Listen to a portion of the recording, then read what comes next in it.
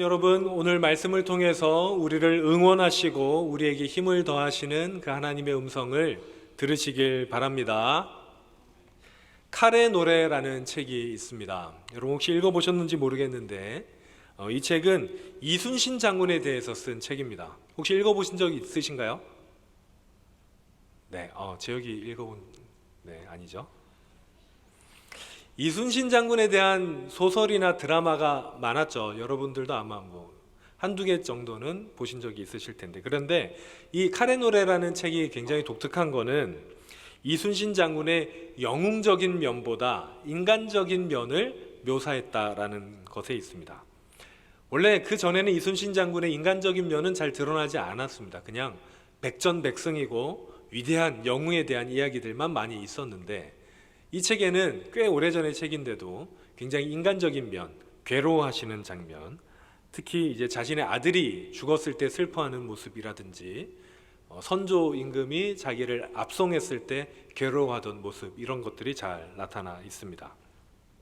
그동안 영웅이라고 하면은 이게 너무 대단해서 좀 비인간적인 면들이 있었죠. 그런데 이 책에는 민족의 영웅, 아주 대단한 영웅이지만 그 사람의 인간적인 면모를 보여주는 책이어서 굉장히 감명 깊게 읽었던 기억이 납니다. 여러분, 오늘은 무슨 주일인지 아십니까? 종교개혁 주일입니다. 종교개혁 기념주일이죠. 1517년 10월 31일 루터가 자기가 대학 교수로 가르치던 비텐베르크라는 도시의 교회의 정문에 95개조 반박문을 게시한 것을 기념하는 날이기도 합니다. 지난번에 제가 잠깐 얘기 드린 적도 있는데 95개조 반박문이 비텐베르크 성 지금 가시면 이렇게 돼 있고 잘 안 보이시겠지만 깨알같이 글씨가 써져 있는데 95개조 반박문을 써놓은 겁니다. 그런데 본래 이렇게 성문에 꽉 차도록 해놓지는 않았고, 그림 한번 보여주시면 이런 식으로 써놨을 걸로 추정을 합니다.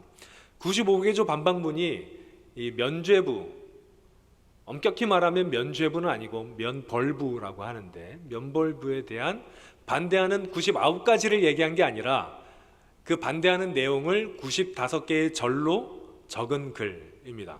우리 성경에 보면 1절, 2절, 3절 있잖아요. 95개의 절로 적은 글이죠. 그래서 이게 대자보라고 보시면 될 것 같아요. 10월 31일 만성전 전날. 그런데 요즘 아이들한테 제가 오늘 소년부 설교하고 왔는데 10월 30일이 무슨 날일까요? 하면 뭐라고 할까요? 할로윈이라고 얘기를 하더라고요. 이 할로윈이 저희 나라 들어온 지 그렇게 오래되지 않았는데 벌써 아이들 사이에 날짜까지 다 퍼져서, 엄격히 말하면 할로윈은요, 그 기독교 문화에서 비롯한 미신입니다.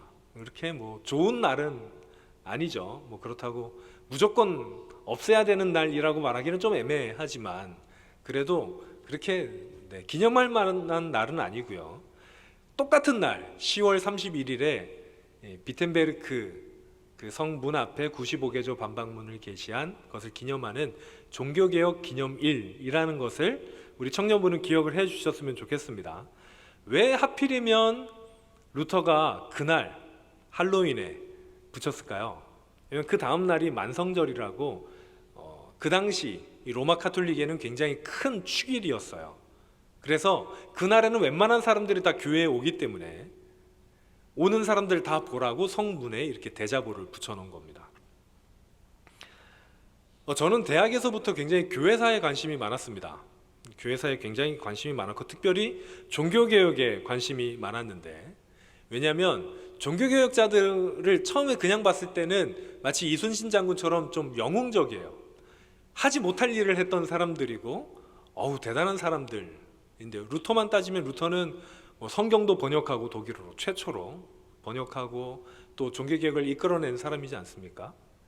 그런데 조금 더 깊게 고민하다 보면 이 사람들의 인간적인 면을 보게 됩니다. 마치 그 칼의 노래 이순신처럼 정말로 힘들어했던 이들의 모습을 볼 수가 있습니다. 그런데 이들은 그 정도 힘들었으면 괜찮지 않아야 되거든요. 하나님의 일을 한다고 하는데도 누가 자꾸 배신하고 고발하고 죽이겠다고 하고 있으니 이 사람들이 정말 힘들었을 것 같은데 괜찮지 않은데 이들은 괜찮아야 됐습니다. 종교개혁을 이끌고 있었고 자기가 흔들리면 기껏 세워놓은, 기껏 이루어놓은 개혁이 송두리째 흔들릴 것이기 때문에 괜찮지 않아도 괜찮은 척이라도 했어야 되는 사람들이 개혁자들이었습니다. 그래서 오늘은 그들이 어떻게 그럴 수 있었을까? 어떻게 그들은 안 괜찮은데 괜찮을 수 있었을까? 라는 것을 한번 살펴보려고 합니다. 우리 함께 오늘 본문인 마태복음 5장 7절에서 10절의 말씀을 함께 읽겠습니다. 시작. 긍휼히 여기는 자는 복이 있나니 그들이 긍휼히 여김을 받을 것이며 마음이 청결한 자는 복이 있나니 그들이 하나님을 볼 것이며 화평하게 하는 자는 복이 있나니 그들이 하나님의 아들이라 일컬음을 받을 것이며 의를 위하여 박해를 받은 자는 복이 있나니 천국이 그들의 것임이라. 아멘. 오늘 본문은 지난주에 살펴본 이 팔복에서 전반부에 이은 후반부 내용입니다. 지난주에 우리가 살펴본 것처럼 전반부 4개서는요, 어려움 당한 사람, 고난 당한 사람들에 대한 복의 선포였습니다. 너네가 어렵니? 괜찮아. 오히려 너네가 복되다 라고 이야기했던 지난주의 내용이었고요. 후반부, 오늘 본문은요, 조금 내용이 다릅니다. 오늘 본문에는 지난주에 있는 어려움을 당한 사람에 대한 내용이 나오는 게 아니라, 자, 잠깐 한번 보시죠. 긍휼히 여기는 사람은 뭘까요? 여러분, 긍휼히 여긴다는 게 뭡니까? 불쌍히 여기는 거죠. 네. 특별히 하나님께서 우리를 긍휼히 여기세요. 죽을 수밖에 없는 우리를. 그 긍휼함을 가지고, 하나님의 긍휼함을 가지고 다른 사람들도 긍휼히 여기는 사람, 복이 있답니다. 두 번째는 마음이 청결한 사람은 뜻을 풀어주면 윤리적으로 깨끗한 사람입니다. 똑바로 사는 사람들이죠. 화평하게 하는 사람들은요, 여러분, 평화의 왕이란 별명이 하나님의 별명이에요. 하나님은 모든 막힌담을 허무시고 다툼을 중재하시고 하나가 되게 하시고 평화를 가져오시는 그 하나님, 그 하나님을 닮아서 평화를 이루는 사람들, 여러분이 되시길 바랍니다. 그분들에게 복이 있다 선포합니다. 마지막으로 의를 위하여 박해받는 사람, 의가 뭔가요?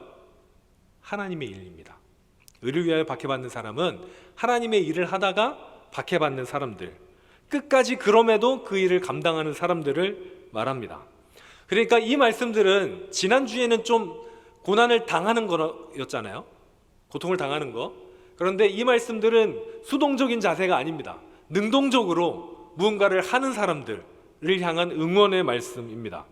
이제 수동적인 것을 넘어서, 고통을 수용하는 것을 넘어서 이제 긍휼히 여기는 마음으로 사랑하고 윤리적으로 높은 기준을 가지고 다툼과 분열의 세상을 화평하게 하기 위해서, 하나님의 일을 하기 위해서 박해 중에도 끝까지 견디라, 그리고 하나님의 일을 해라 라고 하는 말씀입니다. 그런데 여러분, 이 일이 쉬울까요? 아닌 것 같아요. 쉬운 일이 아닙니다. 어려운 일이에요. 그래서 우리 주님께서도 이렇게 말씀하셨습니다. 11절에 보니까 나로 말미암아 너희를 욕하고 박해하고 거짓으로 너희를 거슬러 모든 악한 말을 할 거라고 얘기하셨어요. 너희가 이렇게 살려고 하면, 짧게 말해서 하나님의 일을 하려고 하면 사람들이 너희를 욕할 수도 있다라고 얘기를 하신 겁니다. 음해할 수도 있대요. 여러분, 왜 하나님의 일을 하는데 사람들은 우리를 음해할 수도 있을까요? 좋은 일을 하는 거잖아요. 나쁜 일을 하는 거 아닌데 왜 사람들은 그럴 수도 있을까요? 제가 개혁자들에 대해서 초두에 얘기했었는데, 개혁자들은요, 평생 동안 누군가와 싸운 사람들입니다. 누군가와 싸웠어요. 로마 가톨릭만 상대로 싸운 게 아닙니다. 내부의 사람들과도 항상 싸웠어야 돼요. 정말 힘들게 싸운 사람들이었습니다. 여러분, 개혁자들이 뭘 하려고 했던 겁니까? 부패한 교회를 깨끗하게 하려고 했던 거잖아요. 하나님의 교회를 올바로 세우게 하려고 했던 거잖아요. 그러면 그냥 좀 말을 들어주면 좋은데, 아니요, 그렇게 하지 않았습니다. 그들은 평생 힘들게 싸웠지만 누군가는 그들을 욕했고 누군가는 그들을 음해했고 누군가는 정말로 죽이려고 했어요. 루터의 경우에는 황제 앞에서 소명할 기회가 있었는데 거기서 황제가 이미 결론을 내놓고 너가 너의 주장을 철회하지 않으면 사형당할 수도 있다라고 협박을 했었습니다. 황제 앞에서. 신성 로마 제국의 황제가 루터를 앞에 놓고 그렇게 얘기했어요. 그때 루터가 자기는 철회하지 않겠다 라고 담대히 이야기했습니다. 그리고는 루터는 죽을 수밖에 없었거든요. 아무나 루터를 죽이더라도 죄가 되지 않았는데 하나님께서 보호해 주셔서 살게 되었죠. 여러분, 이렇게 하나님의 일을 하는데 어려움이 따릅니다.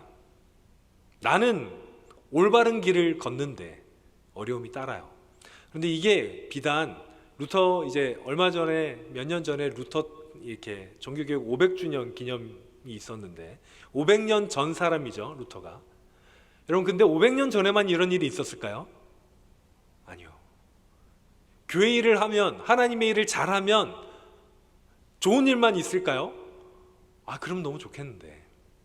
멀리 갈 것도 없이 우리 청년부만 하더라도 우리 청년부 올해 리더로 섬기는, 찬양팀으로 섬기고 또 임원으로 섬기고 했던 친구들이 힘들지 않았습니까, 여러분? 일하면서? 그렇진 않아요. 근데 몸이 힘든 건 좋은데 마음이 힘든 일도 있기 마련이에요. 그렇습니다. 나를 힘들게 하는 저 사람이 사탄이라서 그렇습니까? 그렇지는 않아요. 그런데 우리의 마음이 어려울 때가 있습니다. 제가 어렸을 때, 그 다음에 그 전에는요, 교회 다닌다고 하면 사람들이 차용증도 안 받고 돈 빌려주는 시대가 있었습니다. 저 사람이 교회 장로님, 집사님이라고 하면 그냥 다 믿어줬어요. 요즘은 어떻습니까? 오히려 더 못 믿는 시대가 된 것 같아요. 세상이 우리를 보는 시각이 참 싸늘하죠. 그래서 우리는 가끔 양쪽에서 공격을 받는다고 생각할 때가 있는 것 같아요. 교회 외부랑도 이겨내야 되는데 내부에서도 이겨내야 돼요. 이게 참 우리를 어렵게 하는 것 같습니다. 요즘 중고등학교나 대학교 앞에서 전도할 수 없는 거 여러분 아십니까? 법으로 안 됩니다. 물론 누가 이제 신고를 안 하겠지만 할 수 없는 시대가 되었습니다. 그런데 그럼에도 우리가 전도를 할 수 있죠. 근데 요즘 세상은 그렇게 전도를 하는 게 정말 복음 전파에 도움이 안 되는 것 같아요. 오히려 방해하는 것 같은 생각이 들 때도 있습니다. 우리는 생명의 복음을 죽어가는 사람들한테 전하려고 하는 거잖아요. 그럼 이게 옳은 일입니까? 그른 일입니까? 우리 입장에서 정말 마땅하고 옳은 일인데 이것을 보는 시선은 그렇게 좋지 않고 우리는 그것과도 싸워야 합니다. 저는 여러분들이 이런 어려움을 꼭 겪지 않았으면 좋겠는데 겪고 계시죠? 저는 어렸을 때 그런 아픔이 없을 거라고 생각을 했었어요. 그런데 제가 중고등부 사역을 해보고 청년부 사역을 해보면 오히려 중고등학생들도 오히려 그런 상처가 있고 자기들 딴에는 굉장히 진지해요. 그래서 그런 상처가 있고 청년들도 그런 상처가 있는 것을 발견하게 됩니다. 우리는 하나님의 일을 처음에는 기쁨으로 하려고 했는데 왜 괜찮지 않을까요? 그런데 그럼에도 괜찮아야 할까요?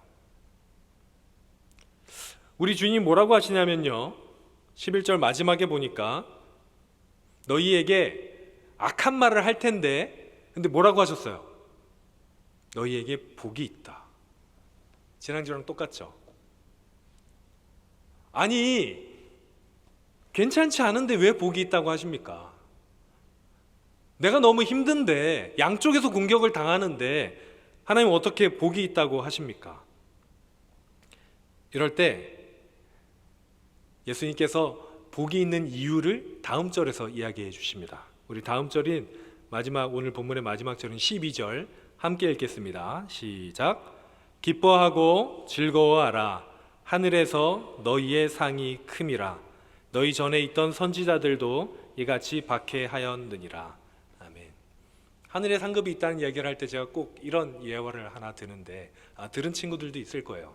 제 친구 중에 제가 이제 처음에 중고등부 사역했을 때인데요, 중고등부 사역을 처음 하고 교회가 작았어요. 아이들도 한 10명, 12명 이 정도 있었습니다.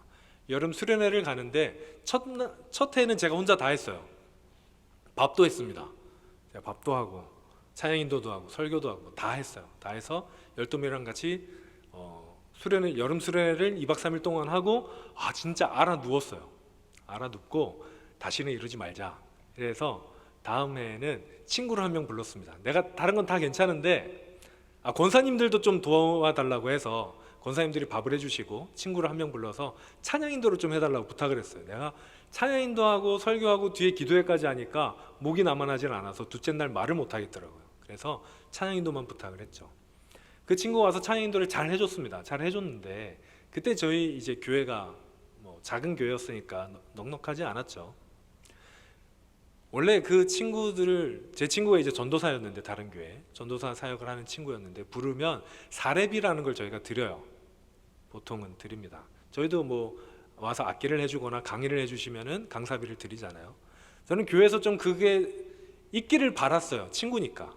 그런데 저희 부장님이 이제 부장님이랑 저랑 그 친구랑 셋이서 한 방에서 잤는데 부장님이 그 친구한테 이러시는 거예요. 전도사님, 저희가 참 이렇게 해드리고 싶은데 사정상 어려울 것 같아서 상급은 하늘에 쌓인 줄로 믿으시죠? 이렇게 웃고 지나갔어요.